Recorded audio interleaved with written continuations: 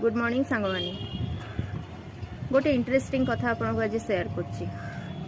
किछि लोक आम चारिपार्श्वे बा आम परिवार भितर अछंती बा आम संपर्कीय सांगसाथी बंधु बांधव साई पड़सा अछंती से माने परिस्थिति सुजोग एवं समय फायदा देखिक आपण सहित व्यवहार करते देखिबार अच्छी जे तांको कोठी प्रशंसा साउंटिबार अच्छी बा कहा नजर रे टिके उच्च स्थान को जीवार अच्छी बा आपण गोटे किसी फायदा पाइबार अच्छी से आपण सहित बेस आदर जत्न राजा रानीर सम्मान आपण को से देवे। आज्ञा आपण कथा कथा के प्रणाम आज्ञा आपण करथिबे हसी हसी कथा कहथिबे कि देखिबे जेते बेले तांकर स्वार्थ साधन हो जाए बा अन्य लोक तांको किछिटा प्रशंसा देई देला तापरे से लोक से स्थान रु पळै गला तापरे तांकर असल चेहराटा आपण देखिबा को पाइबे।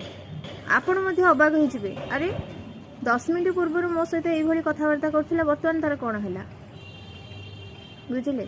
तेणु एमाने होचंदी बहुरूपी इंडो सदृश एमानकर घड़ी घड़ी के केते जे रंग बदली थाए आपण इमाजिन भी कर परिबेना। तेणु ए भलिया लोकन को थरे अधे चिन्हला माने टिके दूरे की रुहंतु आपण को अजगर साप गिळिला भलिया संपूर्ण गिळी जिवे एवं आपण बुझिला बेले को हाथ रे किछि नथिबो।